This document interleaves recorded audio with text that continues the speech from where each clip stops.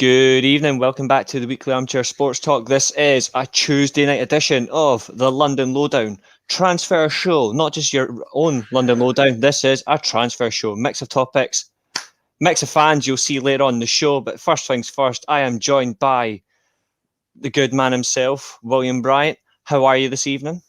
I'm not too bad. And yourself? Yeah, I'm good. Thank you. Long day. But now we talk about football. This is where the real fun begins. Exactly. So as you can see, we've had quite an interesting weekend. Unless you're, of course, William's situation, an Arsenal fan didn't particularly have a decent weekend. Don't worry, we're not going to discuss your game tonight. Maybe next time. Tonight is more about ongoing transfer sagas, transfer scenarios. What's going to happen? Are the big clubs going to make a move? Are they going to stay silent? Are loan deals going to be the turnaround for the transfer window? We're going to find out. But what I am eager to see is who's going to be the first to make a major blow. And we're going to find out tonight. So we're going to start off the show tonight with the rumour mill that is going around. That is Saul Niguez, the Atletico Madrid central midfielder. He is heavily linked to Chelsea and Manchester United. It is going around as loan moves, but Atletico Madrid do want something concrete in there about a purchase to buy. So we're going to go on the grounds of that, of Saul to Chelsea or Saul to Manchester United. I'm going to ask you, William, what is, in your mind, the best decision that Saul could make? Is it going to Chelsea, going to Man United, or do you think he should stay at Atletico Madrid? What do you think is the best option for him? Personally, if I was looking at more like game time, I'd have probably chosen United a bit more ahead of Chelsea. I feel like you've been looking a lot more for that midfielder to just anchor down in front of the defense, and I think he definitely has the ability to do that. But I have a feeling that he'll end up choosing Chelsea in the end. Off the basis that he can join a team that are improving and have just won the Champions League. And if you get an offer from Champions League winner, it's very hard to turn that down. Mm-hmm. Look, I think Chelsea are maybe a little bit weaker in that midfield, but they're still very strong players. Like, they've still got Kante, they've still got Jorginho, who's a good player, and they've still got Kovacic, who's a good player. Yes, Saul might be an upgrade, but at the same time, it'd be his first time in the Premier League, and there's no definite that he'd get into that midfield, whereas I feel like he'd be probably a bit more ahead. Well, he should definitely be ahead of Fred if he went to United, and probably would be ahead of like McTominay and Matic's legs are gone. I just feel like he'd get a lot more games at United. Yeah, I agree with that. And I think you made some very good points there. I'm going to touch up in just a second. I'm going to start off by saying good evening to Victoria's Secrets, who is a regular of the channel in the live comments. Hope you're well. Have a good weekend. He says, evening, folks. Hope everyone is well and in good form. I'm probably in better form than Arsenal at the minute, but to be fair, that's not a dig. That's just they're in a bit unfortunate form at the minute. And he also says he has not played regular football last season. You may have to ask yourself why they seem desperate to get rid of him. That's another fair comment, because like Simeone, he's coached this guy for 2014, 2015. Like, the first time I ever watched Saul Niguez play, I did watch here and there in terms of like La Liga, and I watched him as much as I can, but when I first seen him stand out, it was Atletico Madrid versus Bayern Munich in the Champions League when he put the ball past Neuer.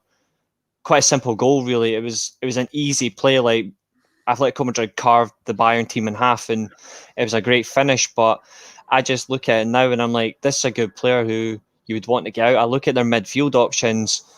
They still have Coca. They've got Llorente.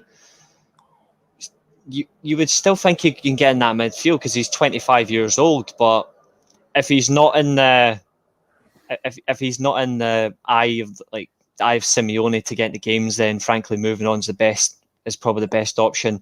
But you also mentioned a very clear point there, and I think you're absolutely spot on. As much as Manchester United, we all know, like, Man United have got that pull, that awe-inspiring feel. Chelsea did win the Champions League, and that's another thing. And they also won the Super Cup as well, quite recently. That's going to be another big factor. Is do you want to go into a team that's still building to get into a position to win a trophy, which is Manchester United at the moment? They are getting in that position where they can go cement themselves and finally get that final hurdle under Solskjaer where they win a trophy, or do you go into Thomas Tuchel's side where he's been in the job since January and he's won 2 European trophies? The logic says you would want to go into the ready-made side, but the key point that yourself has made and what Victoria's Secrets has made, which is completely accurate, is he going to get the game time? Is he going to get ahead of Jorginho? Is he going to get ahead of Kante? Even Kovacic in the minute, he had a fantastic game as well against Arsenal in that midfield. He was fantastic as well. Is he going to get ahead of them? No. He would definitely get ahead of Danny Drinkwater, though. But other than Kovacic, Kante and Jorginho, he isn't going to get in there unless Thomas Tuchel decided, I'm going to cut the motions. But I look at the Manchester United midfield and you look at the options there. You've got Matic, you've got McTominay, Fred.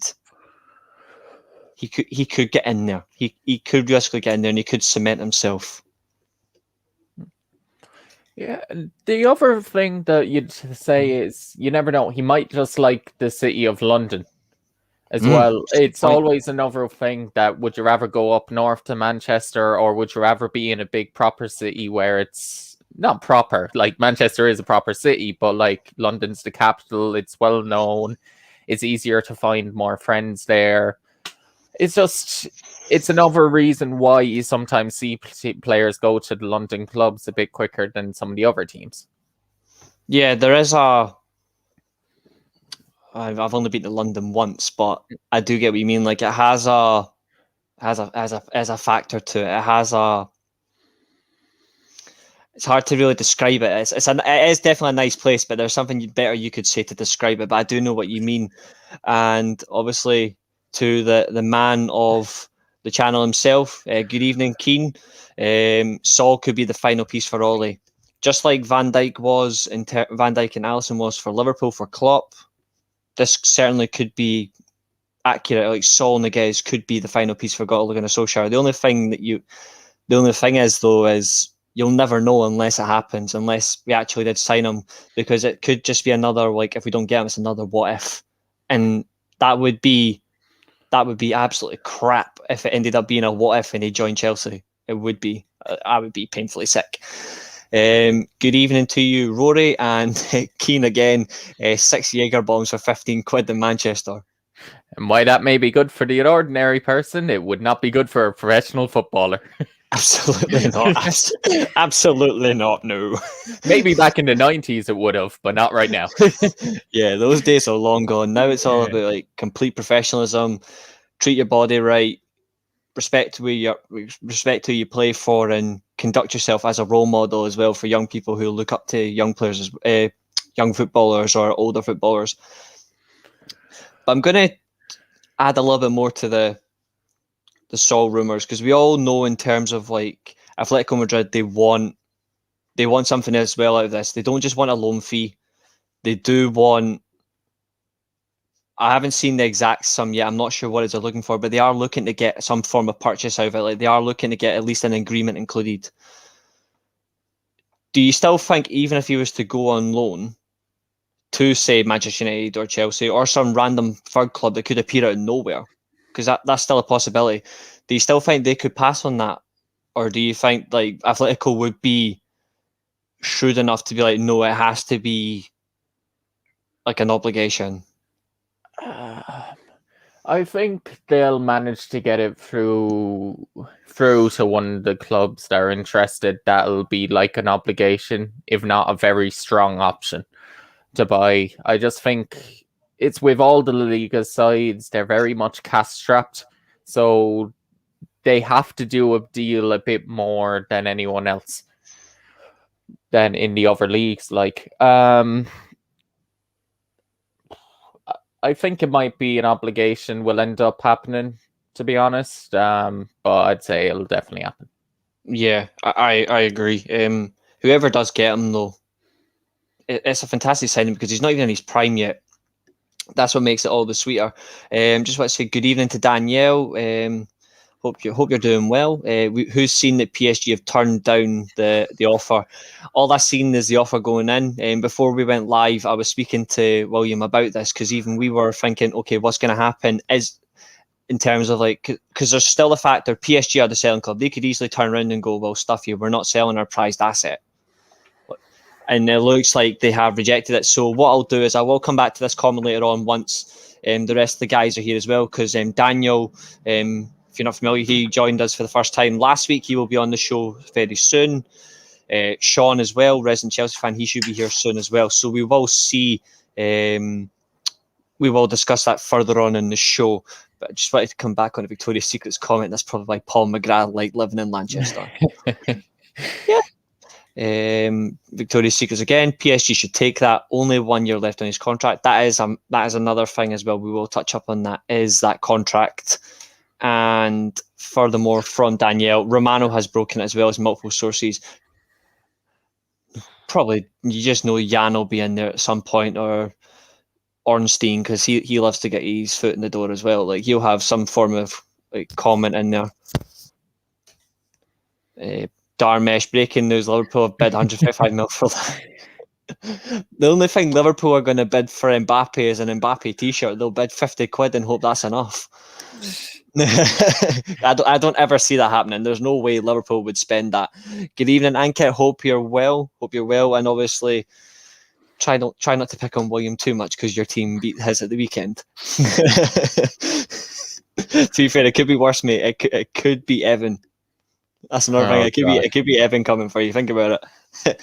But we are gonna move on, because now this is where I really want to dip into William's brain, because obviously the last time me and William were on the same show was the first London Lowdown show I hosted, and I asked William a specific question, which was if you could have any striker at Arsenal, who realistically would you want? And the first name that came to his mind after Lautaro Martinez was a certain Tam Abraham, who has obviously went to Roma.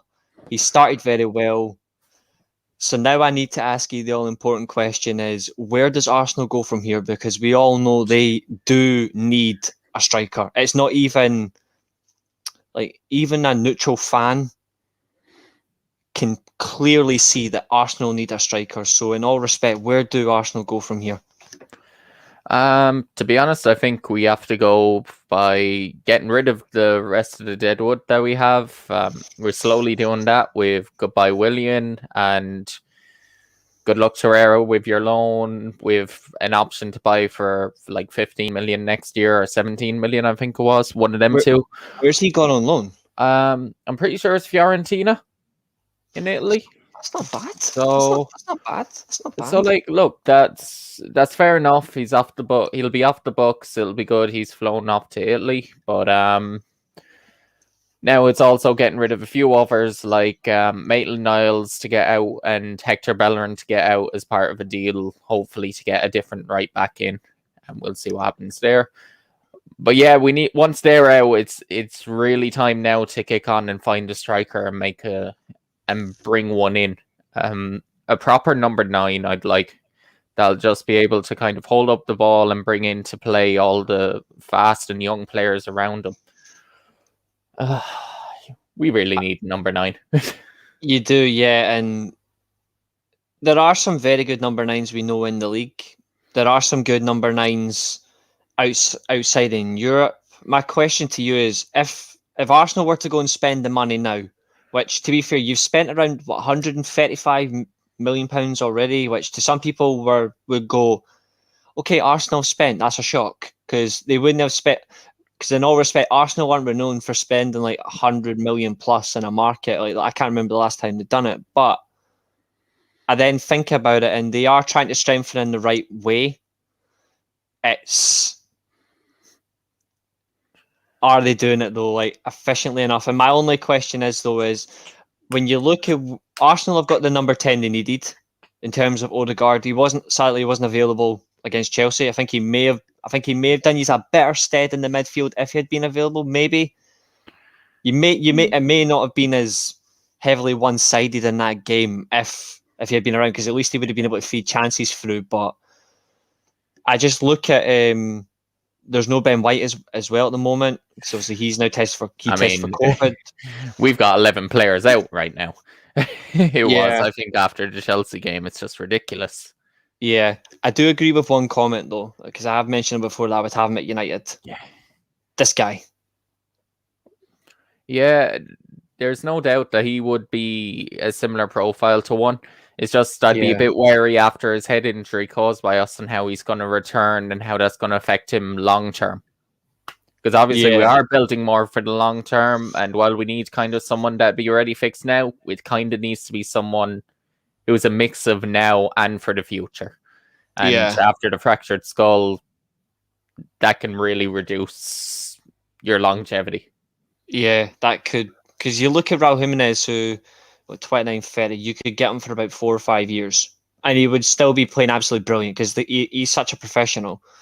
But like we've seen with Petr Cech as well, he could have played longer than what he was, but you saw as he got further on in his career, like his injury, albeit it's a head injury, people are going to say, oh, he's a goalkeeper, it means nothing. It does, because obviously with your head, it's so important as well. And I look at Jimenez and I don't know how much longer he's going to last. And it's a shame because he's an absolute phenomenal player to watch. I still think he's the best striker outside the so-called big sticks, as you will. I think he is the best in the league. But we see where it goes. We see where it does go from there. I'm just going to read a few comments before I get your outside option of Europe. And there's a question here from Keen as well I'm going to ask you. So Haaland will be coming to the theatre. Source, Shane Dowley. Honest to God, if you've never seen Shane Dowley on this channel before, you're missing out. He's an absolute joy. Question for Keen, for you, William. Would you take Ollie Watkins to Arsenal? I don't know why. Personally, I'd be a little bit underwhelmed. Don't get me wrong, he had a decent season last year, but I just see him as a similar mold to Lacazette. And yeah, I know that's when we play our best football, but even in the goal scoring way, I don't think he hit as many goals as he should have last year. Don't get me wrong, it's only his first year in Premier League football and he can improve. Mm-hmm. I just wasn't as impressed with him last year as kind of the hype had me believe he'd be. Yeah, I think that's fair. I think another player we could all agree on who is an exceptional talent, and he could potentially have the same circumstance as Ivan Toney, which obviously this is his first season in the Premier League. I hope he doesn't have the same as what many people would expect. I'll comment to Daniel's comment in a second, but first things first, I'm going to add in guest number 2. Evening. Evening, Daniel. Apologies. No apologies necessary. You are here. The first thing I normally do is I dog Keen when he's late. So yeah, I apologize. It's all right. I will just demote you to secondary. Only messing. I'll come to you in just a sec. Yeah, I'll come to you in just a second. I'm just going to run through a few more comments. So Danielle's asking, does it give United a clear run at Haaland next season if Mbappe goes? I'm telling you now, Haaland's already signed for Man United. It's just it'll be next year. I actually think he's already been signed. That's the funny thing. I'm just not going to say, like, I just have a feeling, that's all. I don't care about sources, I just go gut feeling.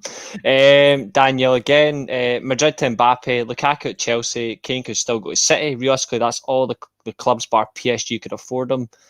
Yep, that's true. That is very true. Ankit from RCB and Chelsea Fan TV. Well, we once had Drogba and Shevchenko and Crespo and Drogba. Plus Drogba and Anelka. So I won't be massively surprised if we buy a new striker next year in case Werner has a second bad season. I don't think so, though. It's a fair comment. That is a very fair comment. I would say persist. I would say persist with him. Honestly, I would say persist with Timo Werner. He's certainly good enough for the league. He just needs to start firing, honestly. My gut says Haaland to Bayern. I swear to hell, I hope not. I hope not. But coming on to you, Daniel, just looking at from a Man United perspective about Arsenal's strike options at the minute, which, to be fair, aren't great. You look in the league, you look across Europe, who do you honestly think right now is the best option for Arsenal to go for? Like, what do you think they should actually do? I don't really know, because I watch Arsenal a lot, and I don't really know what Arteta wants to play. Does he want to play with a big man up front and hold it in? Or I don't really know. Really, it looks like Nketiah is on his way out, doesn't it? Really, is when they play Aubameyang and Lacazette together, it never seems to sort of work. Aubameyang gets pushed out to the left-hand side. He seems to struggle out there. I do like Lacazette at 9, but there's not many options, is there? Really, let's be honest. There's not really many options. How much money are you going to get for Aubameyang at this? You know what I mean? Where's he going to go? Who's going to want to come in and get him? Really, he's struggled recently. I don't know if they'll go and spend mega money or go and get one, because I don't think Arteta will be there for much longer. I'll be honest. I really don't think he'll be there for much longer. Again, they've got a really tough game tomorrow at West Brom, and then obviously they've got City and then the international break. I think potentially if there's 2 poor performances there, he could be out the door. And then, because do you back a manager now that you think potentially he could be gone?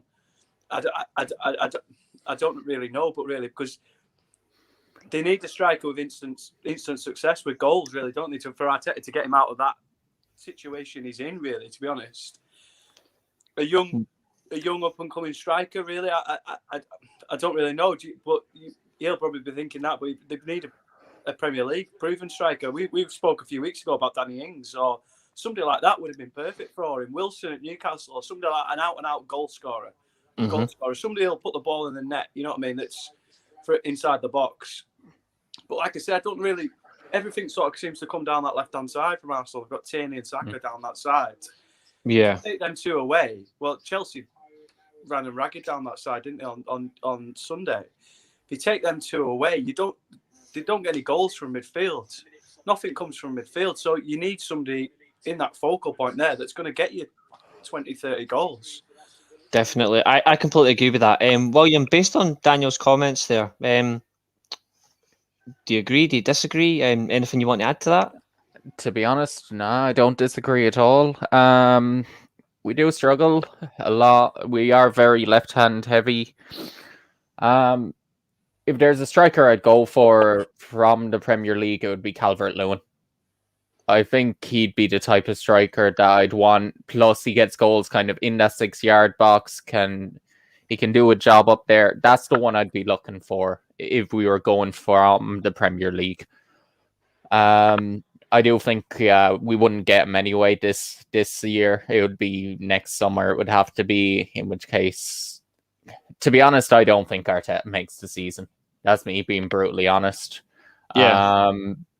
We've been poor enough. Obviously, we've had a lot of injuries and COVID's hit us. Like, we had 9 players out for the fucking Chelsea game, 9 to 11. Is that an excuse? Yeah. Is it a valid one? Kind of, but at the same time, you can't. You're in your second full season. I think it isn't. It's not an excuse. Yeah, I listened to quite a few bit of Arsenal bits and pieces. Playing Chelsea, they're a good side, aren't they? You know what I mean? They're missing White, Gabriel, obviously. Aubameyang came off 20 minutes. Lacazette, you know what I mean?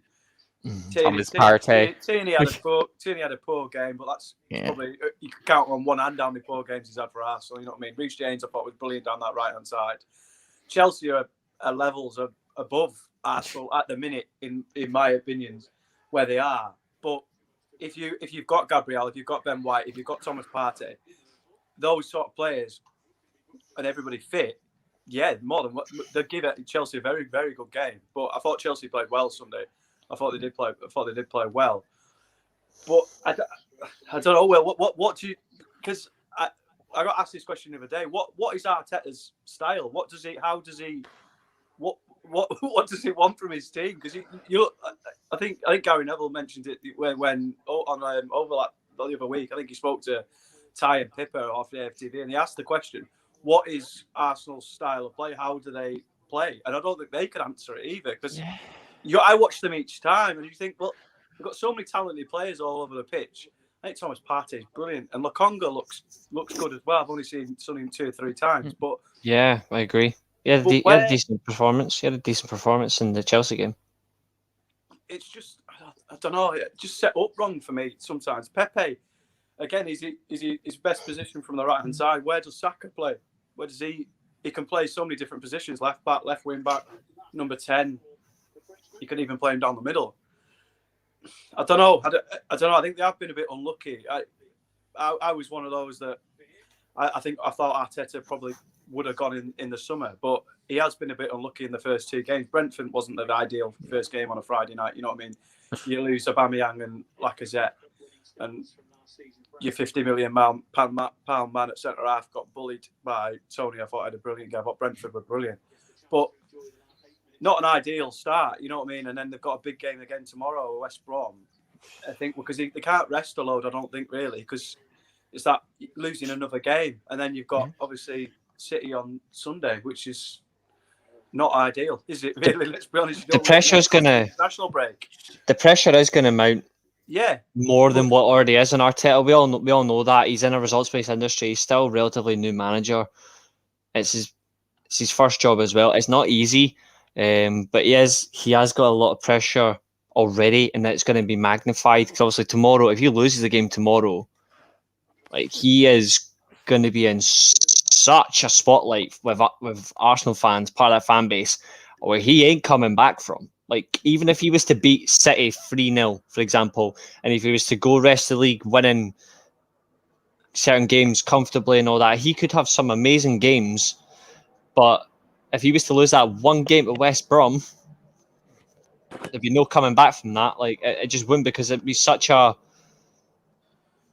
it would have just such a stranglehold on his managerial career in terms of like getting the trust back. It would be difficult. Like, so it would be eager to see.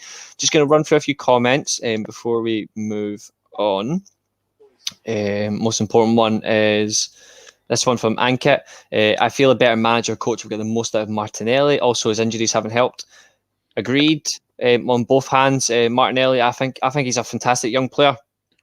He has a good future in the Brazilian national team. It just depends on... I think it has to suit a certain style, a certain manager as well. I don't think Arteta's right for him. But then again, it depends really, because Martinelli could end up going on and have a fantastic season. Like, he could have a bounce if he just gets into the team and he cements himself more than what he could. But that is a fair comment to make. Victoria's Secrets, Arteta still doesn't know his best team after nearly 2 years in the job. Yeah, pretty much. The guy makes more changes than I've seen, but it doesn't help that his squad's limited. He doesn't have the options there at all, which really does not help. What about this? What do you make of this? He was in our academy. I'm pretty sure he was in our academy, and we Malin, through. And very early on, wasn't he? Very early on. Long time ago. Yeah. And the player I like, Ishmael Benakar as well. Yeah, we've had plenty of decent players come up through, but well, I'm not sat here saying Man United are brilliant, you know what I mean, and we're obviously in all his. I just think that when obviously Wenger left Arsenal, are they still sort of trying to repair from what obviously from Emery and whatever, you know what I mean? Yeah. That Arsenal job it's probably one of the hardest jobs in football, isn't it? You know what I mean? At the current stage, you know what I mean? With obviously like players like Willian and Louise and players coming in that have come on mega money, and obviously I think there's Willian turning 80 his contract today, and he's obviously left as well. Mm-hmm. Where is Edu buying the players, or is it Arteta? Because he wanted a wide, didn't he, last year, and he obviously got Partey, and what's the sort of feeling from you from that sort of side? To be honest, it feels like this summer they've properly worked together. It felt like last year it was very much agent and Edu driven. Very much like our connection with I forget his name, Kaya Jubrakin, the agent of like William Oh, and right, the rest yeah. of the Brazil. Yeah. We were very much his client and trying to make deals for a lot of his players. And I don't know, we've looked and we've seen everyone that we brought in and it just didn't work. Like we took in a few free agents, like the Pablo Mari one for very cheap, hasn't really worked. We took in Cedric on a free, who was a bit older and didn't work. We took William in on a free and they just haven't worked. And I think they've seen that and they've been like, look, we just need to invest in the youth. And to be honest, I don't think they even care about this season with that. And they're viewing very long term. And even Arteta's viewing very long term. And it will eventually cost him his job. Like, I agree. I agree. It will help us in the long term, but it will cost him his job. There is no doubt in my mind about that. That's a very fair point. Less risk signings, you reckon? Obviously, Cedric. Obviously, they've not cost anything, have they? You know what I mean? David Luiz. I know they were on big money, 200 grand a week, weren't they? It was Willian on 200 grand a week or whatever he was on. But they're 270, something like that. It just says it all, really. I'm going to quickly respond to Keane's comment. I think, like, obviously, in terms of this, would you take Andre Silva? We know that for William. Sorry. I think he's the wrong sort of striker for Arsenal. That's my opinion. I don't know. With all respect to Andre Silva, you would need to cough up the money because Leipzig are not going to say no cheaply to that signing. Leipzig are not going to, but it would be an interesting signing. Daniel's comment: at least at United you can see progression. Arsenal just floundering. Sadly, it is the truth. Sadly, that is the truth. Follow-up comment. Trevor, Reece, why are you talking about Arsenal? They are in the mud. Talk about a team that might actually win something. Come on, United. Here, this is how we're going to do it, right? I'm the host. I'm the good guy. Everyone gets their say. But yes, Arsenal are in the mud. But that's not all on their fault. That's not all on their fault. They have very horrible owners and no real managerial direction in terms of upper management. It's just unfortunate. But hey, the main problem is our leaders on the pitch aren't very much leaders, and they haven't been good enough at leading. Like, likes of Aubameyang and some of the older players just haven't set the right example. I'm going to ask you a question. When you look at your strongest 11, and you actually look at it like that team as a whole, and you were to point at that team and ask Arteta, who are your generals on that pitch? Who are the leaders? If you had to literally go ... who are the leaders in your team, by the way? There's only one, I think, but go on. To be honest, definitely, I would say Kieran Tierney is one. Definitely. You can even see, especially when he was mic'd up against Tottenham and we went 1-0 down, you can even just hear him say, how many effing chances do you have to make? You have to score one, boys. And it was just, he was trying to move it along, and I'd say he'd be one of the main ones. I think Smith Rowe will be. He isn't quite yet, but I think when he was in a bad moment, he tried to take the team by the scruff of the neck and make things happen. So he's that type of a leader, but he won't quit. He won't quit, which it's a good attribute to have. Do you agree with Keane's comment? Yeah, he'll captain for a few games, but he might not necessarily be captain. If he can escape his injury concerns, which, to be fair, he's had pretty much since day one, even up here in Scotland. Kieran Tierney, do you see him as a future Arsenal captain if he can get over his injury concerns? To be honest, I think he will be our captain in about 2 years, 1 or 2 years even. I think even though he signed a new contract, I think Xhaka will end up going in about a year or the January after next summer. Aubameyang will be basically gone.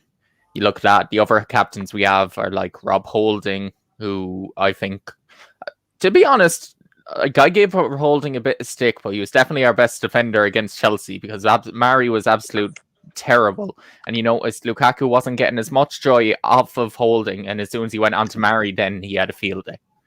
I think Holding gets a lot more stick than he deserves, even off of me, because he can just switch off at times, but again, he isn't really what Arsenal quality should be, but he is better than what some What would people be think. our starting It is 11? a- What would be our starting 11 if you have everybody fit? What would just Um, who would you have in goal? I'd have Leno over Ramsdale at the moment, but I'm not confident in either goalkeeping ability. He's had a good start, hasn't he? Really, Renault. To be fair, the end of last season, he was making errors there and everywhere, wasn't he? It's irritating though, because it's hit and miss with him. Because you'd say that, but I'd argue he was kind of at fault for the second Brentford goal from the long throw-in for not commanding his area.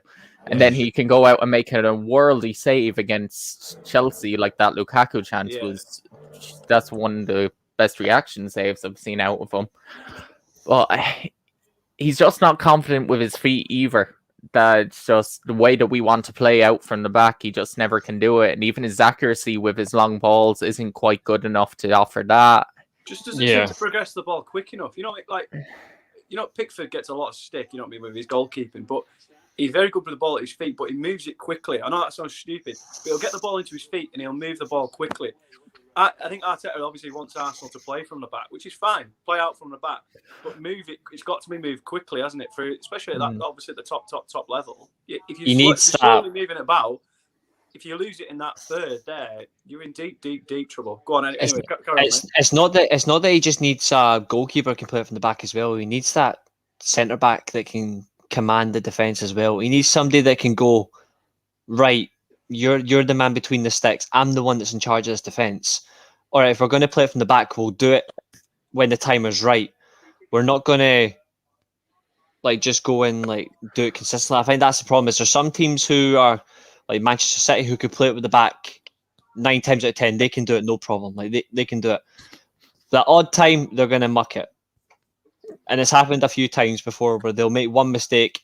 Ederson does what he does best. He does his Superman impersonation, then he tries to kill you. But it has that factor. Because Ederson can play. You know what I mean? If you're playing Arsenal, for example, they're going to play out from the back a lot. They'll play out the back 99% of the time. But and so you can sort of just let them play. If you're playing City, if you squeeze the pitch, right, let's try and press them. Ederson can just knock one over the top and Sterling's in. Trust me, he doesn't want to kill. He doesn't want to kill you. Trust me, he doesn't want to kill you. I'd be more scared of that. I'm trying to watch Barrow at the same time. My local team are getting absolutely smashed by Aston Villa 6-0. Oh, that sounds good.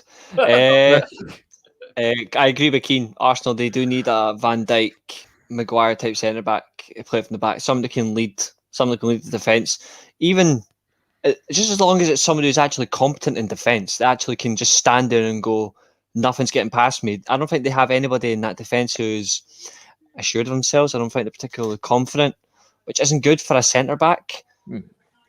But that's just for me looking in. That's just for me looking in. I just have to look at it and I think I don't see anyone in that defence that goes, yeah. And we all know Arsenal's problems. We could talk about them for hours, but we must move on. I'll just do one thing. Just answer the full question on the 11 that I think I'd go. Right, so I'd go Leno. I'd still go for Chambers now, but I still think we'll end up signing a right back who will be the main one as part of a Bellerin out, but that'll move on. You'd put next to Gabriel, Ben White. Left back would be Tierney. Then I'd have Partey in the middle, and I'd change to a 4-3-3. I'd have Partey in behind. I'd have Lokonga slightly ahead next to Odegaard. I'd put Smith Rowe on the left. I'd put Saka on the right. And I'd put Lacazette currently up top. It's a fairly strong lineup that. Gets you a bit of balance in there. It gets the best out of what you need in terms of your wide player as well. And that creative number 10, you do need it. We are going to digress though. Yeah. We are going to move on to what I think is going to be a very interesting topic, especially in the live chat.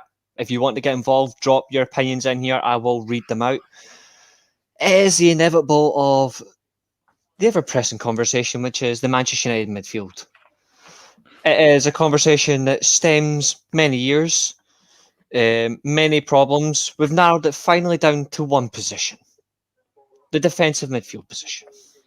So, we've seen it rumoured from journalists, like tier journalists. It's been all around social media. It's been leaked as well that they are looking at a priority midfield target. Myself and William discussed one earlier on, and that was Saul Niguez. There is Camavinga, and there's also the man himself, which is Ruben Neves. I look at the three there, and I think who is best suited to... Right, before I finish on, where is it? You behave. You behave.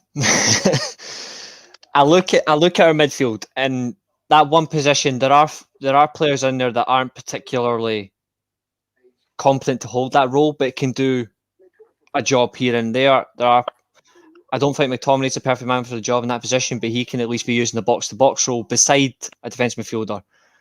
I would rather get one of these three if stems for it. My only concern, I don't know what you guys think, is I would avoid Camavinga. And the only reason I would avoid him is he doesn't want to join Man United. He doesn't want to join Manchester United. He wants to join either PSG or he wants to go to Spain.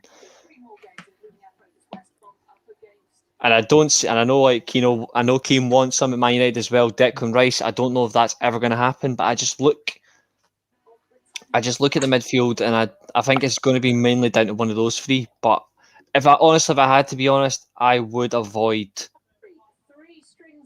Camavinga personally, because if he doesn't want to come here, it's Di Maria 2.0, and I do not want to repeat that all over again. Keane also mentions Frenkie de Jong. That's another great midfield combination there. That's another one.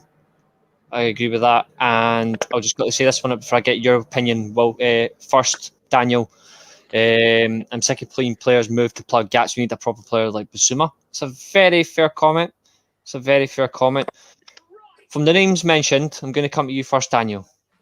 If you had to look at that midfield and you had to say, right, we know where the problem is. It's in the centre of that midfield. Right in front of the two players are going to be either used as either a box-to-box and a number 10 if we stick with 4-2-3-1, or we drop Bruno back and we play as 2-8s and then we play that 4-3-3. Who do you honestly think is the best option? Neves. I think he's a ball player and he plays in that position. You watch him for Wolves, so confident on the ball. You've got going to have Varane and Maguire behind him.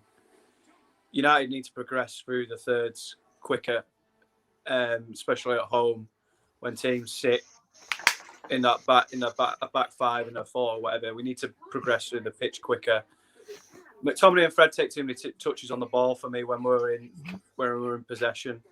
You need to be able to shift it quicker and get it into Pogba and Fernandes quicker. That's for me. Neves can sit in there and you can shift it out wide. He's got the passing capability to be able to play them 5 yard, 10 yards passes, and then be able to switch it from right to left hand side. Mm-hmm. He'd be the one out of those. I do like Wilfred Ndidi, but again, he's not as good on the ball. Neves he was one of the start of the summer. He's growing on me, and I watched him the other day. I thought he had a brilliant game as well. Just for me, he's just looks more of a Man United player. Move the ball a bit quicker. He's better on the ball. Shift it. Get it.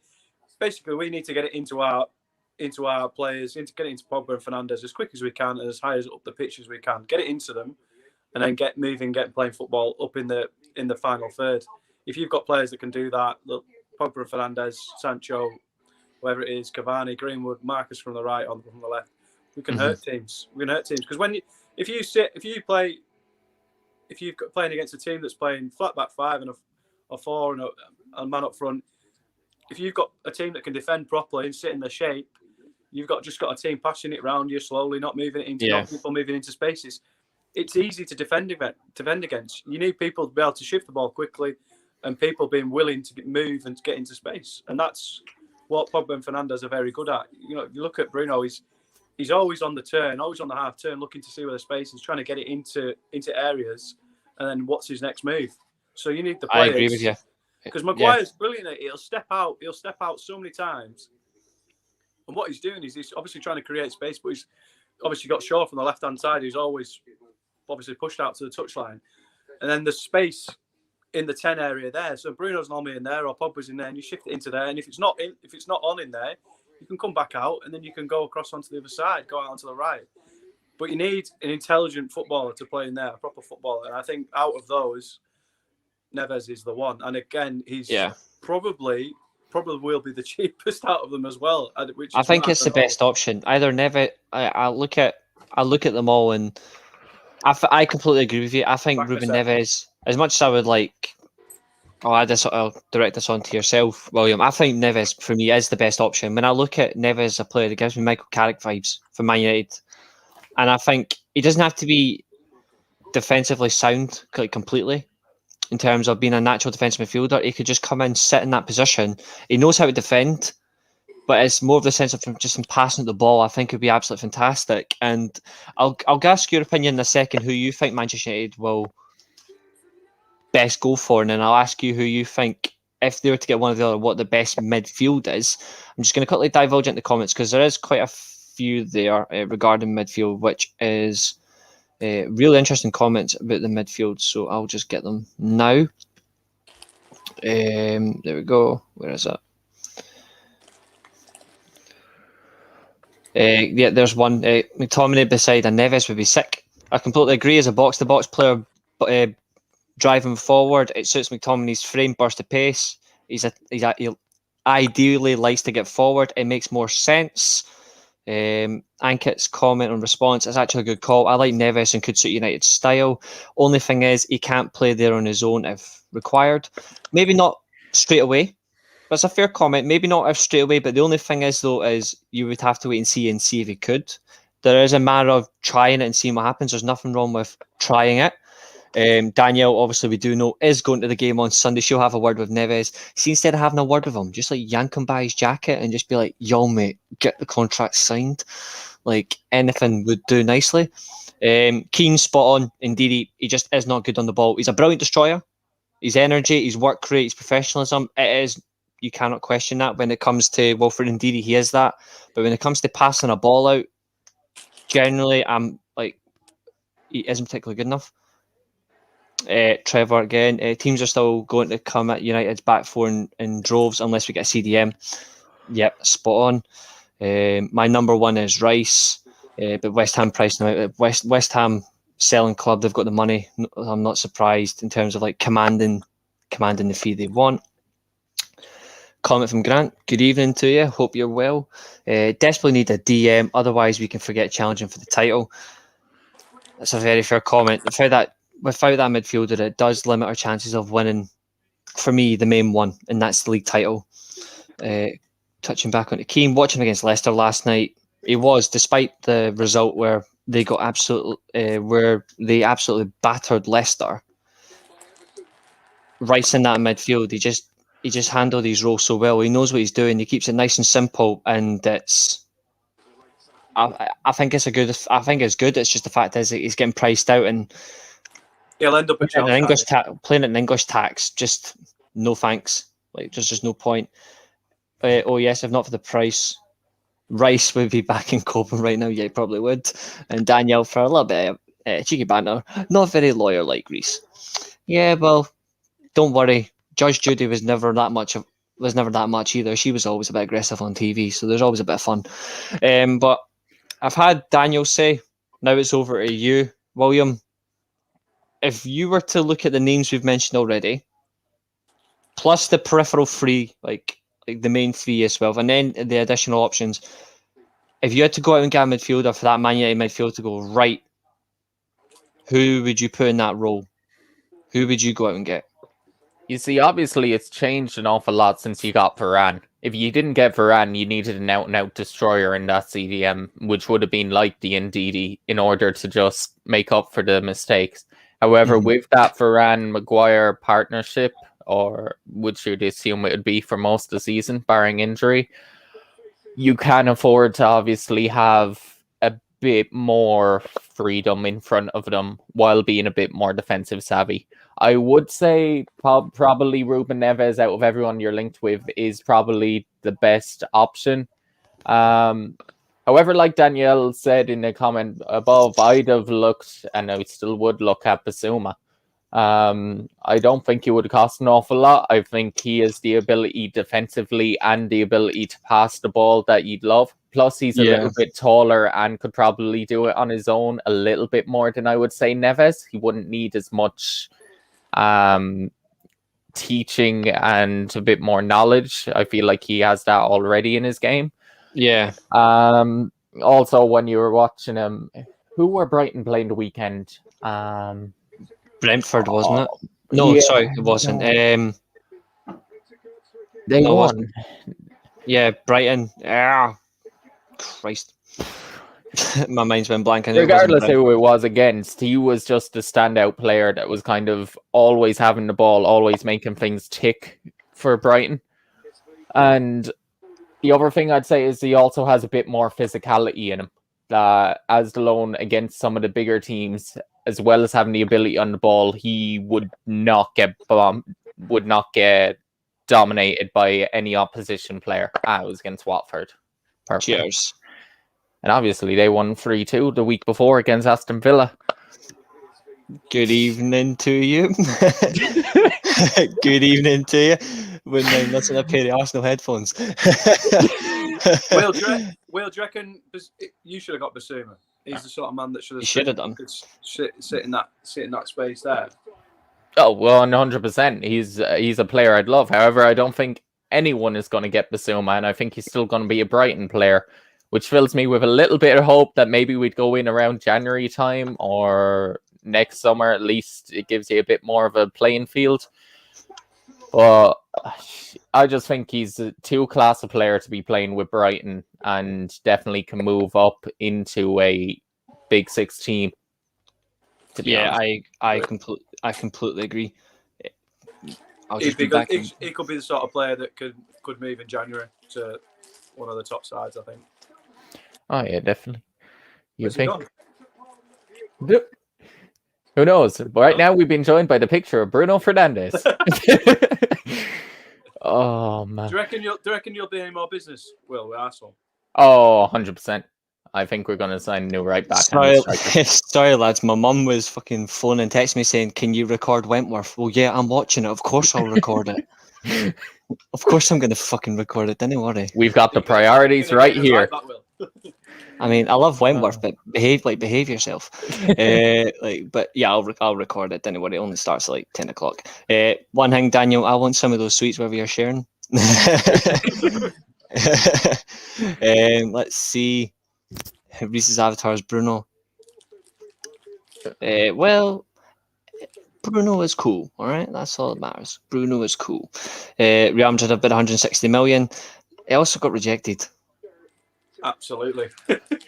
Beautifully. Right. I don't own them. Right. Like I'm having none of this. Like, bolt with these. You know what, Trevor? I'm leaving. No, I'm not having that. Fucking Dan James, PJs, piss off. I don't own them. But I look at the midfield. So before we move on to the next bit, he does this all the time. I'm getting sick of it. All the time, I'm getting sick of it. I'm going to ask you quickly, if United were to get that defence midfielder in, like each gets your own choice. And I'll get it in the live comments as well, and I'll go through each one. If you were to go and get that defence midfielder, who would it be beside the two midfielders? And Kieran, I've already agreed this with Rach. I don't have to own one. I cheat the system, mate. I just had to be nice. But basically, I'll start with you, William, as the neutral. If it doesn't matter who it is, out of the names we've mentioned, plus what's already there. If United were to go and get that midfielder, who would you get and who would you put into that midfield? What would your ideal Man United midfield three be? Whether it's a single or double pivot. Personally, I'd go Basuma, who I would sign. Basuma, Pogba, Bruno. Daniel? Money, no object. You ain't getting a big, massive, world-class option, mate. Like it's only from the ones listed. If we had the sense of signing a defensive midfielder, like, and we got Kimmich, I'd be smiling daisies. God. But I can't make lightning come at Mars. We can't sign Kimmich. But from who we've mentioned, It'd be you can Rice. you can include Ndidi if you want. It'd be Declan Rice. Declan Rice. He'd be the one. I think he'd be the one. But like I said before, I don't think we'd be able to get. He's such a.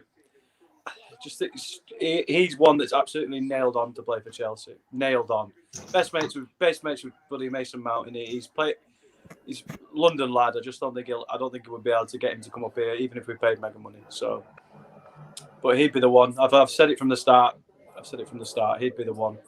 But Neves is last 2 or 3 weeks, obviously with the season starting as well, seeing him play for Wolves. It's sort of, I don't know. It's what I'd be happy if we did get him. You know what I mean? Like I said before, he'll progress us through the pitch a lot quicker with his footballing capability and his intelligence in that role. So yeah, we just need what, like I say, Basuma as well. I agree with what was said before. Basuma, I just don't think he's as. I think he's like what Will said. If we didn't get Varane, he'd be the sort of player we need, a destroyer really. But Varane will improve us so much. Yeah, I agree with that. I'm gonna, before I give my midfield three, I'm just gonna quickly divulge here. So Daniel goes Basuma, Van de Beek, Bruno is her midfield three, Pogba on the left. Very, very fair, very interesting. Trevor goes Ndidi, but United will probably sign Ndododo. Keen comment to you, Daniel. This is why he likes you. Why? Probably because you've spoke up Rice. Prefer a plate lasagna, but I guess we all have options. Daniel, who's playing the Champions League theme tune? Well, it's definitely not me. I wouldn't know what it William. sounds He's not like. in Europe. It can't be William. His club's not in Europe. I'm just watching PSV and Benfica. Benfica have just gone through. Shocking. And giving to you, Samit Maralu. Chelsea playing with us. They won't sign Saul. They have Kante, Jorginho, Kovacic. We need them. The most loan offer is welcome. Very fair. So whilst I need to quickly run and obviously record Wentworth, I'm going to open up to you guys first. I'll let you two talk amongst yourselves. Mbappe to Real Madrid. Talk about your right back, Will. It is playoffs. You shut up. Talk whatever you want. You talk about my back. I don't care. I'll just come back later and watch it. Mbappe to Real Madrid. What I want you to discuss amongst yourselves is, what does it mean for football in terms of transfers? What could follow up from it? We already know PSG have rejected it, so we've already got the response, so we don't need that part. But if a follow-up offer was to come in, how do you think they would respond? And if they actually did allow Mbappe to move, how do you think it would affect PSG in the long run? Considering what they already have, what sort of impact do you think it could have? God, that's a lot of questions, Reece. Yeah. By the time I come back, you'll still be talking. I'll only be 30 seconds. Well, I'm in my bedroom and I need to record it from my mum downstairs, so I need to literally look up downstairs for the next 90 seconds. Oh man, that's Bloody fun. hell! Right, well, Mbappe, I think he'll be obviously one of the. Obviously, we've been blessed with Ronaldo and Messi over the last 10 to 15 years. I think Mbappe will be the one that we'll be talking about in the next 5 to 10 years. I do think he will play for Real Madrid at some point. I think he is a sort of that Real Madrid sort of player. You know what I mean? Is he worth 137 million pounds? I don't think anybody is really, but it's how the football world has progressed, doesn't it? Really, it's a bit silly now, really, but it is what it is. Do I think he'll go? No, I don't think he will. I don't think PSG will allow it. Really, I think. Do you think they'll put in a follow-up offer? How many years has he got left? Has he got 1 or 2? Is it 1 year after this season? Yeah, I thought it was. So 2 years. Yeah. So really, it's probably in his best interest to really, if he wants to make more money, to stay himself and then start talking next season when he could move for free and then he could earn mega bucks himself. You know, it'd be if you've put yourself in his shoes, with that team, with Messi coming to play with PSG, that side that they have, it'd be a bit silly in my opinion, for him to go. Really, to be honest, to get to play in that team, really, to be honest, even if it's just for a season, you've got a very good chance, obviously, of winning the Champions League. You've got obviously a good chance of winning the French league and be able to get more success. And then if he wants to go and play for Real Madrid, who wouldn't? You know what I mean? One of the biggest teams in world football. You know what I mean? To go and play for them. I'd rather play for Man United. He'll go this summer. I think he'll go next summer. Yeah. To be honest, that's my opinion. Do you think Real Madrid will put in a follow-up offer, though? I think they will. That one's rejected. I think they will at some stage. They'll just look at it and go, all right, we can test the water. They've rejected £147 million. They've rejected that. So I think if they were to raise the offer like maybe 10, 15 million more, I think PSG will go, it's pretty much what we paid for him anyway. We're getting the exact same back. We'll get a return on it, like in the same way. It'd be interesting. The only thing as well is they've got the new stadiums on the way. We all know for Real Madrid, like the new stadium. We're going to see how that ends up. The money, where they're getting, I think, as a bankroll, they do have contacts within Saudi Arabia in terms of like their deal, like sponsorship deals. They do have that. There is so much to Real Madrid, and I look at Mbappe. If he was to go to Real Madrid, he would be. We look at what they're renowned for, which is winning trophies, winning European Cups. They are like the mainstay of it. Like they are the mainstay of the European Cup because they've won it so many times. It would be, in Perez's mind, the ultimate Galactical signing. It would be that. Like I don't think anything would come close. It is still a shithole, Daniel. Like it's true. Like it's still a shithole. Like I'll agree to you. It's still complete and utter shithole. I'd rather play at Old Trafford. Good evening to you, Maisie. Devils United. Hope you're well. I'm good, thanks. Thanks for asking. Hey, Maisie. It's always good to ask the host how he's feeling. Thanks very much. I'm going to run back through a few comments. Real Madrid's comment here from Trevor. Real Madrid could not even afford to offer Varane bigger wages. How the hell will they offer Mbappe huge incentives? They'll have money flowing somewhere. Think about it. It's like it's Real Madrid. Like it's just what they will have something. Sumit, they'll make money on it as well. They'll make money on him. You know what I mean? They'll make it back in shirt sales within so easily. It's just sponsorship, everything. Yeah, you know what I mean. Marketable. He's such a marketing tool. You can get away with it, and he's still early 20s as well. You're going to make so much money off him. Like, if he goes there, it's not even just going to be about footballer anymore. It's going to be complete marketing ability. He's Nike. Mbappe. Is he Nike? Is he Nike? Yeah, I think so. Yeah, he's the main one now because obviously Neymar he got dropped by Nike last year. Sumit's comment: there are rumours about Ronaldo at City. I will die inside. I don't think it's realistic. If Madrid sign Mbappe, I guess PSG will push for Ronaldo. To be fair, PSG will if they want the Champions League that they've never won. They're going to need the ultimate player to do it, and the ultimate player to win the Champions League is Ronaldo. Like pretty much, like is Messi's one of the greatest. Messi's one of the greatest ever. I'm not going to take that away from him. But you look at what Ronaldo's achieved in terms of like the Champions League, his record in terms of goals, his numbers leading to goals. If he's a losing position, like we've seen it before, Real Madrid, Juventus as well. Like when the man really gets himself into a mold, he gets into that zone, and he is coming at you. Like he is going to score. It doesn't matter. Like he could have 5 or 6 shots at you. 4 of those are going in. Like it's just what he is. Like he's an absolute machine when it comes to scoring goals. And if he was to join PSG, I look at that perspective front three, Neymar and Messi feeding them. Like they'll get goals in their own right. They'll get 30 or 40 themselves. But it's scary to think what numbers they could get. They may not win the Champions League the first season. They would be heavy favourites, but the second season, you just know they would. It is terrifying. I'm going to read one comment. I think it's absolutely fantastic. If Kylian Mbappe is worth 160 million and Mason Greenwood's got to be worth 250, yeah, 300 million. That's enough. Madrid's think tank is at least better than Barcelona. They're shite. Barcelona are finished. Barcelona are finished.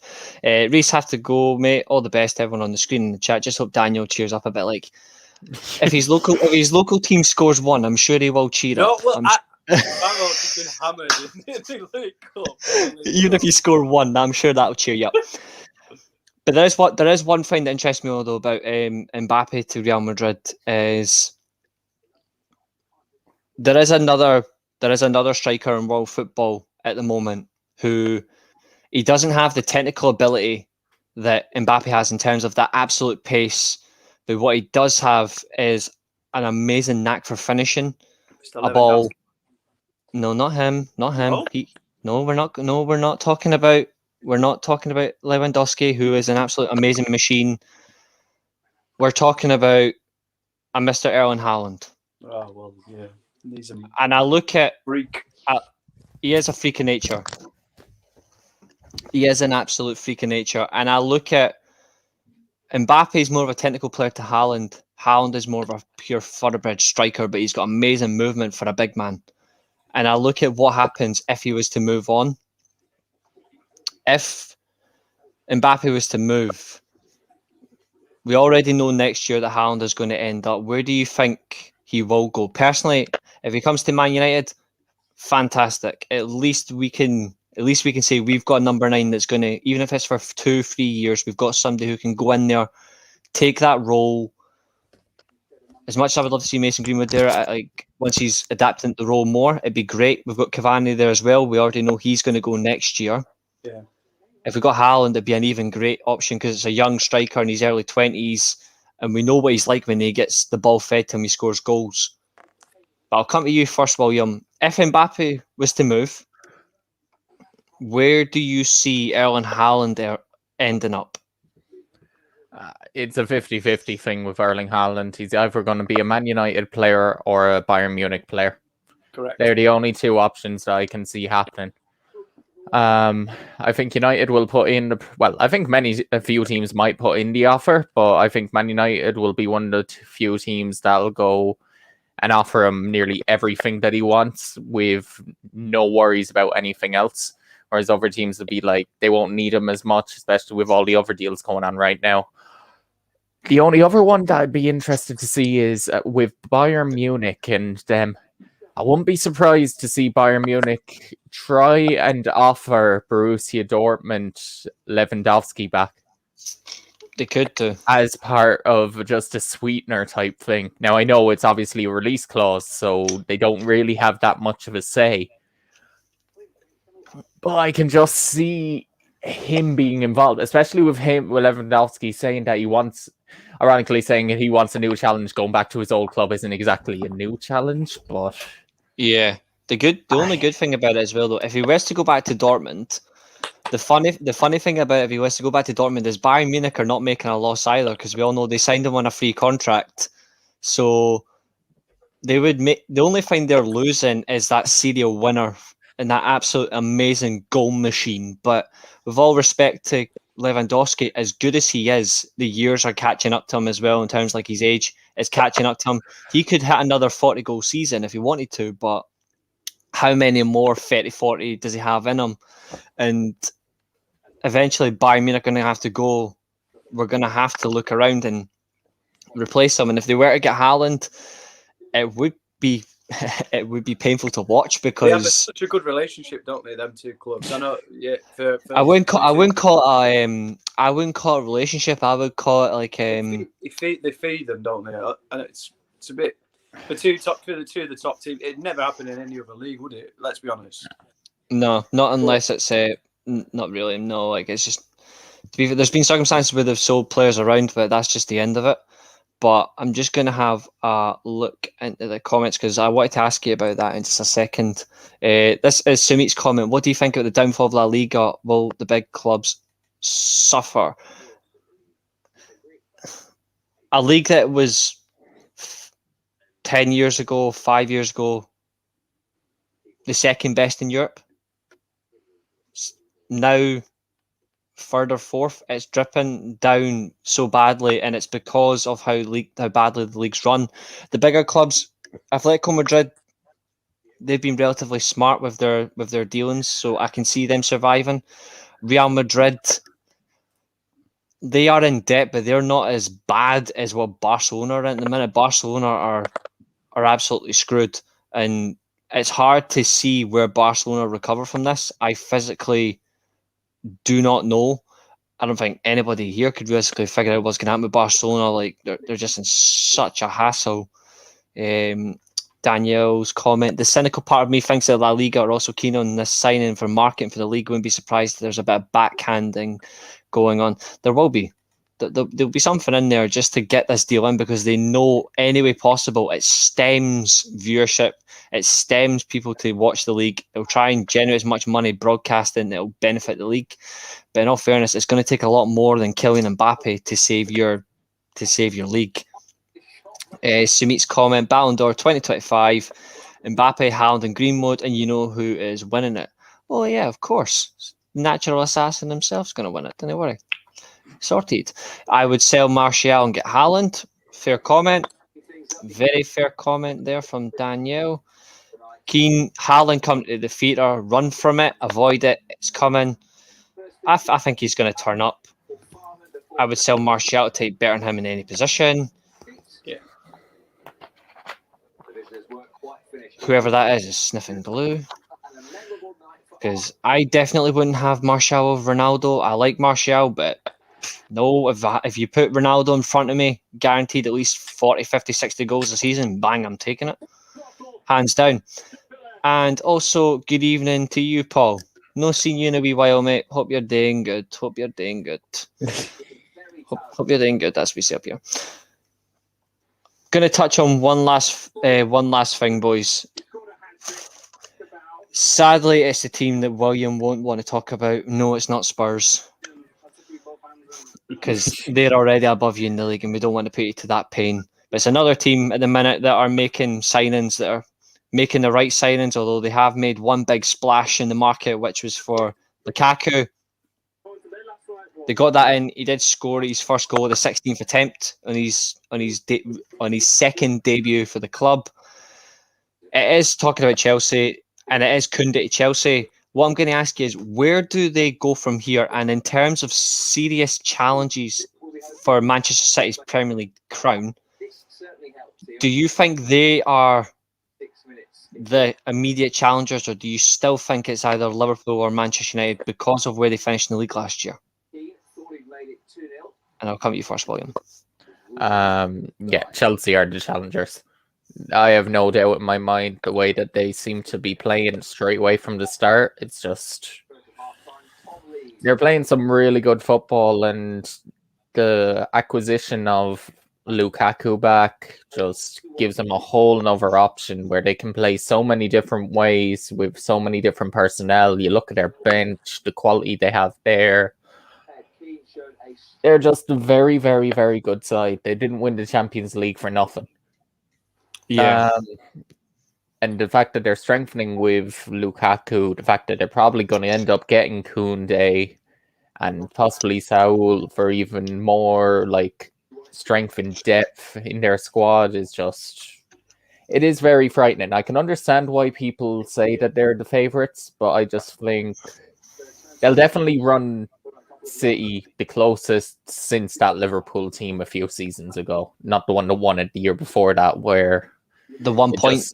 The 1 point season. I can see it being a bit similar, but I just think, personally, I still think City are going to win the league. I just think that when the going gets tough, I just think City have a way of knowing how to win, and I just think Chelsea will drop one too many result. Yeah, I think that's fair. Daniel, your thoughts on that? Are Chelsea, in your opinion, the nearest challengers to the crown? Or two very strong teams now that have got a lot of strength and depth in both in all areas, really. Near enough all areas with Chelsea. City have got such a good side, haven't they, really? Their second team's ridiculous, really. And Chelsea are trying to obviously strengthen in all areas, really. I do like the way Tuchel sets them up. They play, like I say, on Sunday against Arsenal. Reece James on the right hand side. Chilwell obviously from the left hand side as well. I thought Alonso played well as well. I just think that shockingly, City will. I don't know. They've just got a few more winners, a bit more experience with De Bruyne. You know what I mean in that area, and Gundogan. Again, I do think they need a centre forward. Will they go and get Harry Kane? Who knows? Really, I don't know. I don't think anybody knows really. But I think Lukaku will score a hatful. I really do think well because they play with 2 10s. If they do play with 2 10s with Pulisic and Werner, for example, in behind or Havertz, they will. He'll score. He'll get so many chances. But with Reece James down that right hand side as well. You've got Chilwell coming, or Alonso from the left hand side. Crosses coming from all the areas. He'll just cause absolute mayhem, and that's what they've needed. They need an out and out number 9, an out and out striker. I just think City will just be just a bit too strong. I think they'll just grind. They'll grind out results. Again, they'll play. Obviously, Champions League starts draws in the next few days when the Champions League Thursday afternoon. There's obviously a lot of games with the FA Cup, League Cup, etc. Will they catch up on Chelsea? Will they go through a 4 or 5 game where they drop points, or like I say, will City run away with it? I think a lot of people have written Liverpool off. I think they'll do well. It's just keeping everybody fit. I think, really, to be honest, I think it'll be tight. Really, I hope it'll be a good race. Really, to be honest. Yeah, as much as it pains me to say, I think they are going to be up there. Also, I've got United to still finish in the top 2, but it's hard not to ignore the signings that Tuchel's made, and he put them in straight away. He was asked about Lukaku, and he was like, the reason, like, why is he in straight away? He's like, because I bought him. He bought him, put him straight in, and he has made that decision. He could have eased Lukaku in. He could have done that. With all respect to Tuchel, he's a Champions League winner. He's won the Super Cup. He could easily turn around and go to Lukaku. Yeah, you're my record signing of 98 million quid, but I've still got players here before you. You could easily wait your turn, but he went. You know what? Stuff it. This is a derby. This is against Arsenal. It's at the Emirates, packed crowd. I'm going to stick you in. I want to see what you can do. And we saw what happened within 15 minutes. He scored. Like he was tearing that defence apart. He brought the defence out really well. And if he can do that as well, it will bring in those attacking midfielders behind him, whoever that combination is going to be, because they've got so many good attacking players there. Feed the wing backs as well, get them forward, draw all that out. Chelsea are going to be a serious threat, and it pains me to say it because I look at their squad and I think I'm trying to iron out a weakness, and the only thing I could say about them as a weakness is left wing back. It's I don't think Chilwell and Alonso or even Emerson, I don't think they're good enough long term. But in terms of Tuchel's system, they are going to at least do well for him in that system. I just don't think long term they are the best options at all. I think well and truly they're better off signing somebody there. But then again, I don't want Chelsea to improve a weakness. I want them to do worse. They've got such a good base in midfield. Kante and Jorginho, you know what I mean? They do have a good base. I completely agree. Never gives the ball away. Just Kante he must be an absolute nightmare to play against. He must be a nightmare. They pop it about so well from that back three. They spread the pitch. They make the pitch so big. Mm-hmm. And then you've got them 2 number 10s, whether it's Werner, Pulisic, Havertz. So many good players in that final third area. And then you've got Lukaku to deal with as well. So yeah, they're so well set up. But if there's any injuries, you know what I mean? If Lukaku's, I don't want to wish injury on anybody, but if he gets injured for 3 or 4 months, you know what I mean? Or who would replace him in there? Like I said, I just think City will just have enough. I think they'll just have enough. But like I said, I think Liverpool will run close as well. I think it'll be really tight. It's a fair comment there to make. There are a lot of, obviously you guys have mentioned Chelsea as the favourites, a challenge. There are several comments in complete agreement with you.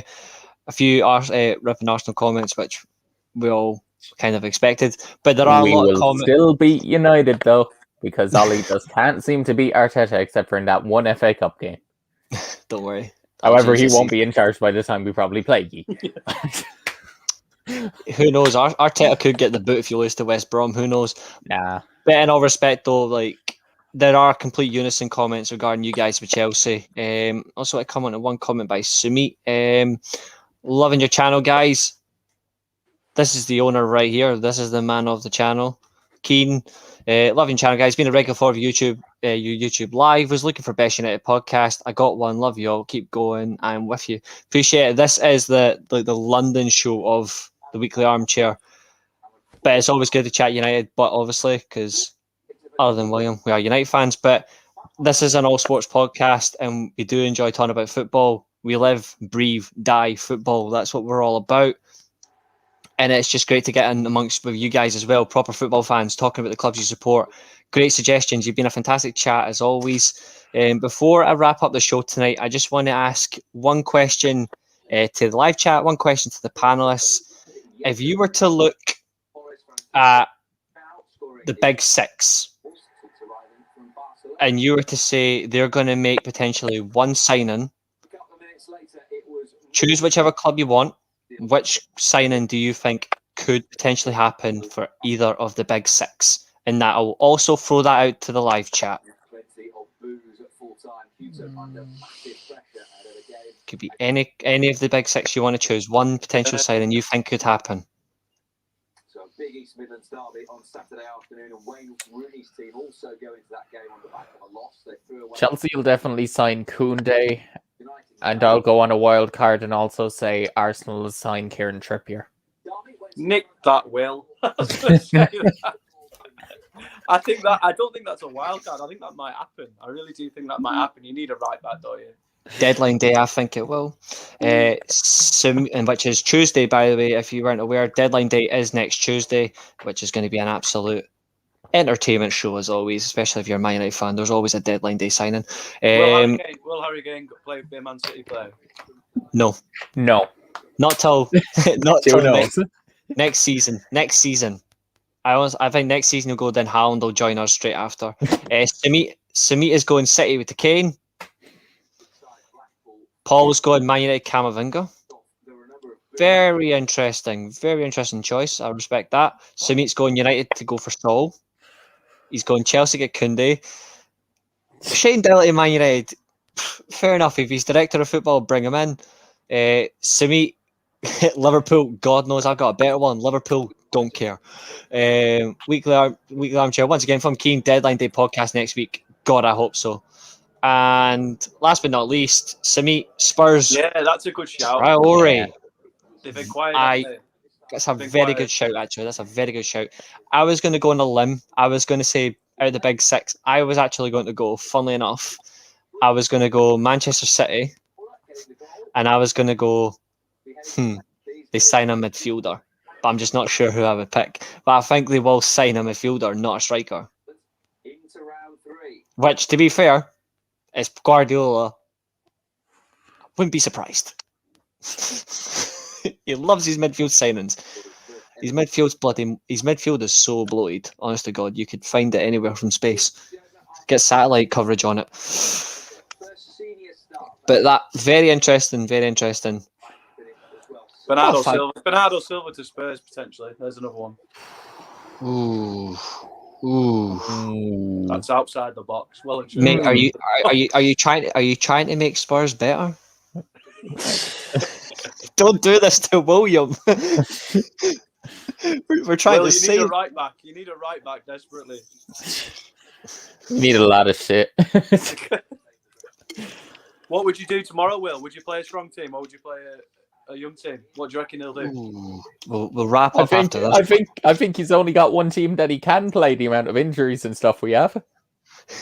I think he'll make one or two. He'll make one or two more changes. Ramsdale will get his debut. Odegaard will get his full debut, and I think you'll see like Reece Nelson will get a game. Ramsdale. Ramsdale will be in goal. You'll see Tavares get his league/cup debut. like from the start. And then you never know. You'll probably see like El Nene, and it'll be weakened, but it'll still be a team you'd Strong expect enough. us to win. Yeah.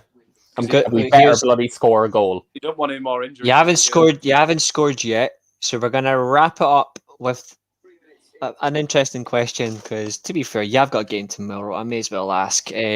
Keane's also saying Neves to United, and Paul in unison, he would love Neves to Man United. To be fair, so would I. I think he'd be perfect. William, what is your score prediction for the cup game tomorrow?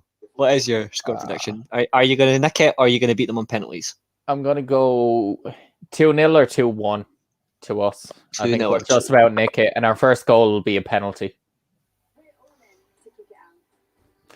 That's the only way I can see us actually probably scoring our first goal. Is we actually get a penalty, we put it in, it gets a bit of confidence, then we get a second goal. That could certainly happen. And as we're wrapping up, I just want to say 6 should be Arsenal. Should be, could be. They're not entitled. They're going to have to work for it. Gerard Moreno is a very good option. This was London Lowdown. This is the weekly Armchair Sports Talk. That's Daniel. That's William. I'm your host, Reece. Thanks for joining us on this Tuesday night edition of the transfer edition of London Lowdown. Thanks for joining us. Have a fantastic night, guys. We will see you all later. Take care. See you. See you well. See you. Look.